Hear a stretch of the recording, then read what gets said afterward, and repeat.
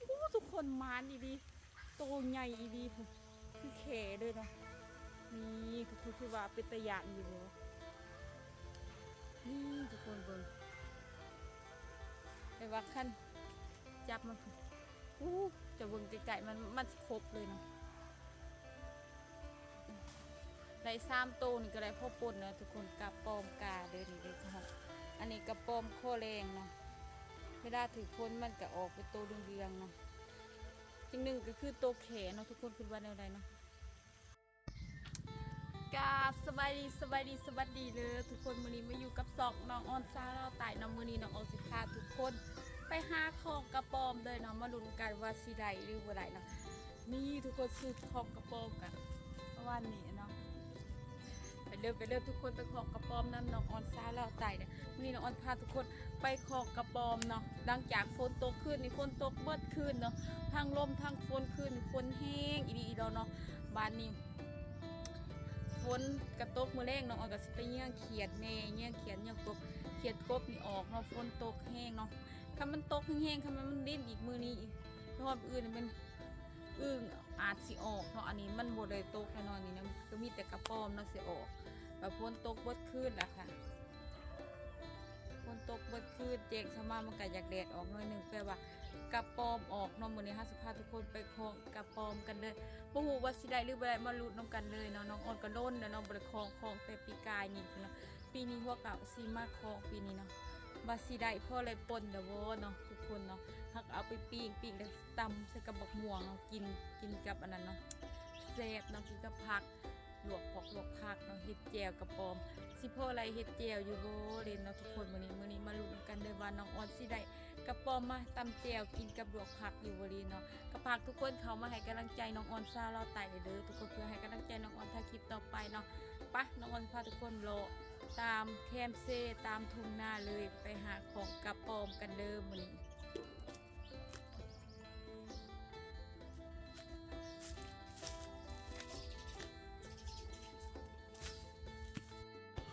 เนาะทุกคนเฮามาขอกระป๋อมเลย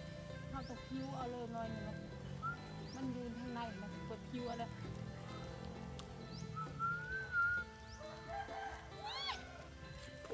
ทุกคนนี่กระป๋อมน้อยเนาะก็เป็นตัวใหญ่ตัวน้อยเนาะฝนกระตกน้ำเลยเนาะมื้อนี้ฝนกระตกเลยตลอดเดี๋ยวเฮาไปเลาะของเบิ่งเพื่อได้จัก2-3โตเพื่อได้มาปนเนาะทุกคนปะ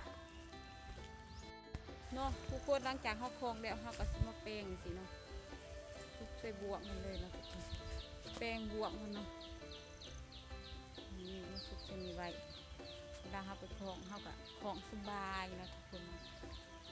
กำลังได้ตัวหนึ่งเนาะมาดูน้ำกันว่าสิได้อีกบ่เนาะกระป๋อมฝนตกแล้วมันก็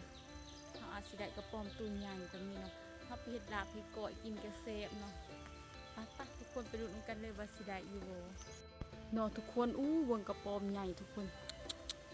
ใหญ่ดีเนาะมันหูเนาะทุกคนเนาะหูเนาะเดี๋ยวเฮาสิมาของกันเลยว่าสิได้อีบ่เนาะทงใหญ่อีทุกคนรวดลายมัน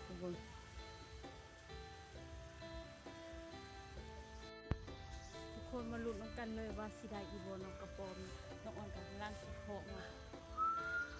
ผิวเอาเลยทุกคนเด้อคันอยากได้กระป๋อมให้ผิวเนาะจะสิเพื่อประมาณเนาะนี่ทุกคนกระป๋อมโตใหญ่อีดีเนาะเฮาเอาเฮ็ดบวกกับของโคอารมณ์10 ปุกตัวเนาะนี่น้องอ่อนของเนาะเดี๋ยวน้องอ่อนสิให้ทุกคนเบิ่งต้น10กระป๋อมออกมาแต่กุกใหม่เนาะว่าเป็นตะลุดสำไรเนาะทุกคนกระป๋อมแบบว่ากระป๋อมจากธรรมศาสตร์เลยเฮาบ่เคยเลี้ยงเนาะไทยอาจสิมีแต่แยะทั้งลาวเฮาบ่มีเนาะแยะมีแต่กระป๋อมเลยทุกคนทุกคนมานดีโตใหญ่ดีคือแขเลยเนาะ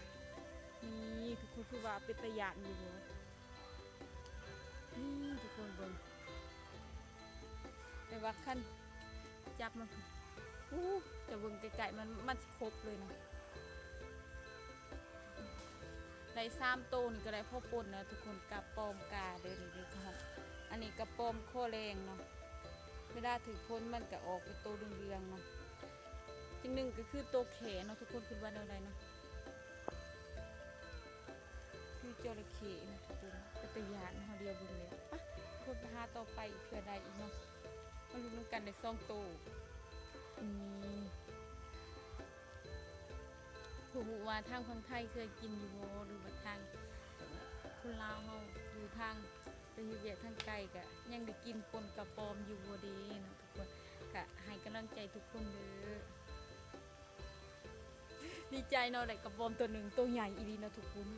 ใหญ่นี่เนาะทุกคนเฮาก็เลาะของตามป่านี่เนาะตามแคมน้ำเซ่เด้อทุกคนเด้อทุกคนเบิ่งบรรยากาศดูทุกคนคิดว่าเป็นตะยานอยู่บ่เฮากับผิวเลยเนาะผิวเอาแบบนี้เลยผิวเวลาสิของกระปอมต้องผิวเอาเลยผิวจะสีเลยเนาะ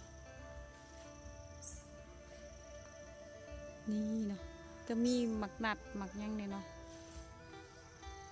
บรรยากาศดูนี่เนาะทุกคนบรรยากาศแค่น้ำเซ่เนาะนี่มีโกบักเรือเนาะบักเรือกกหมี่เฮามักมากินเนาะเฮากระเลาะของกระปอมตามแคมน้ำเซ่เด้อทุกคนเฮ้ยปะนี่เนาะทุกคนนี่เป็นบรรยากาศแคมน้ำเซ่เนาะน้องอ่อนกระเลาะของกระปอมตามแคมน้ำเซ่เนาะน้ำเซ่ก็เริ่มโบกเนาะเคี้ยวเนาะยามนี้เนาะยามพ้นก็คุณเป็นน้ำแดงๆเนาะพอเป็นตะอาบยามนี้ก็ใส่น้ำพอเบิ่งเนาะทุกคนภาคเบื้องนั้นก็มีบ้านคนเนาะน้องอ่อนอยู่ภาคเบื้องนี้เด้อภาคเบื้องนั้นมันเข้าไปสะดวกสบายกับภาคเบื้องน้องอ่อนเนาะภาคเบื้องน้องอ่อนนี่ไปยากเนาะต้องไปขามเพื่อจะได้ไปฮอดภาคเซ่ได้เนาะนี่ทุกคนหวานกับประมาณนี้เลยเนาะนี่ทุกคนกระปอมเลยนี่ทุกคนกระปอมคอกาเนาะ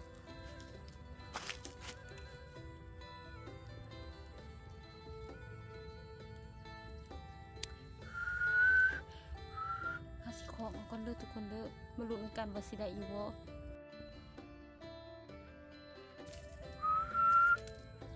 นี่ผิวเลยทุกคน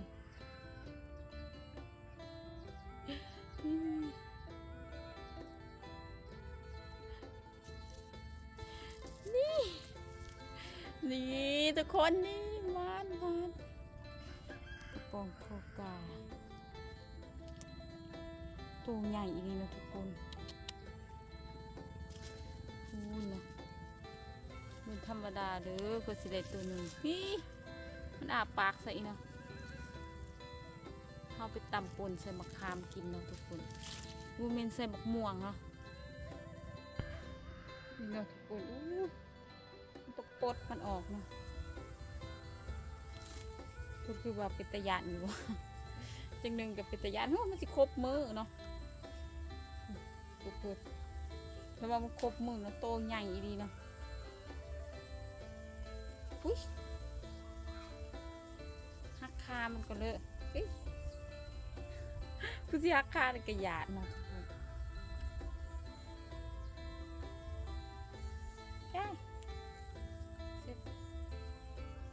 นี่ทุกคนออกมาเดียว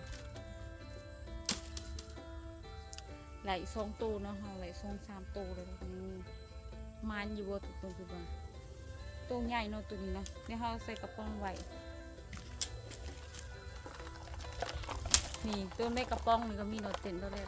ใส่กระป๋องไว้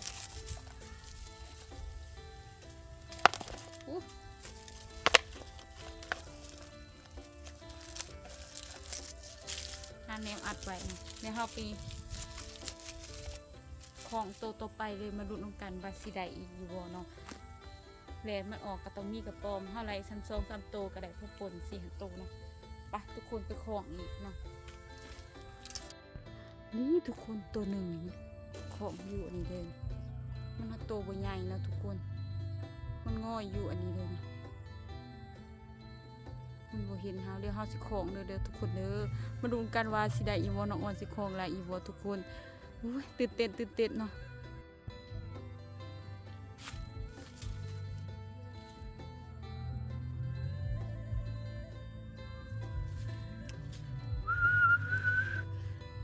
คนมาลุ้นกันว่าสิได้อีบ่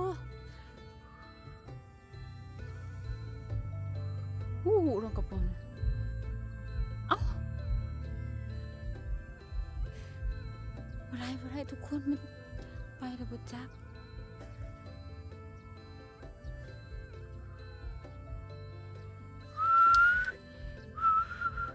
นี่ทุกคนมันกำลังสิอยู่ในนี้เนาะอู้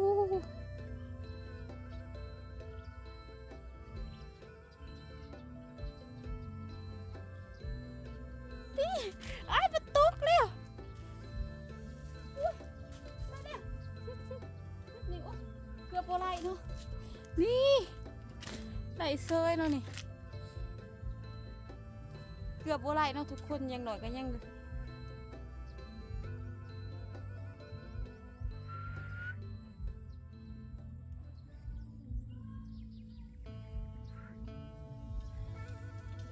นี่ทุกคนไหลมาเซยเนาะทุกคนโอ้ยเกือบบ่ไหลตกใจเวิร์ดเซลานเนาะอย่ามันไปเนาะก็ยังหน่อยก็ยังได้มาคืนเนาะทุกคนนี่ได้เลยเนาะนี่เอามาใส่กระป๋องอีกเนาะเดี๋ยวน้องอ่อนสิไปหาอีกเพื่อนไหลตื่มกันอีก2-3โตพอได้มาปนเนาะกระผักทุกคนเขามาให้กำลังใจน้องอ่อนสาวเราไต่เด้อทุกคนนี่กับมานอยู่เนาะแล้วก็โอ๊ยอย่ามันครบ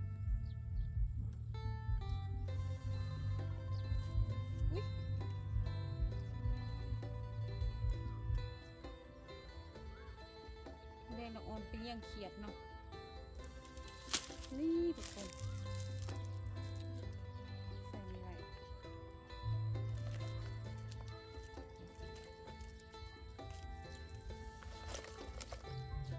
เหลือตัวใหญ่เนาะอยู่ในนี้จุดเต็มเลยเนาะได้ประมาณ4-5 ตัวนะทุกคนเนาะกระพักทุกคนเขามาให้กำลังใจน้องออนซาเราไต่เลยทุกคนเนาะก็ขอบใจ FC ทุกคนหลายๆเนาะที่เขามาให้กำลังใจซัพพอร์ตน้องออนตลอดมาสำหรับคลิปนี้น้องออนกับสิจบไปเพียงเท่านี้ไว้พอกันคลิปหน้าเลยทุกคนเดี๋ยวน้องออนสิเข้าโตไปของกระป๋อมต่อเนาะเพราะว่าอากาศมันก็เริ่มร้อนมันเหือก็ออกเนาะทุกคนเพื่อสิได้แนวอยู่แนวกินตามสโลบทก็ประมาณนี้เนาะกันบ่เก่งนี่ก็บ่ได้กินเนาะทุกคนเนาะกันบ่หาแนวอยู่แนวกินก็ขอบใจทุกคนหลายๆเนาะน้องออนกับสิเข้าโตไปของกระป๋อมกันเลยทุกคนนี้สำหรับคลิปนี้น้องออนขอกล่าวคำว่าสวัสดีไปพบกันคลิปหน้า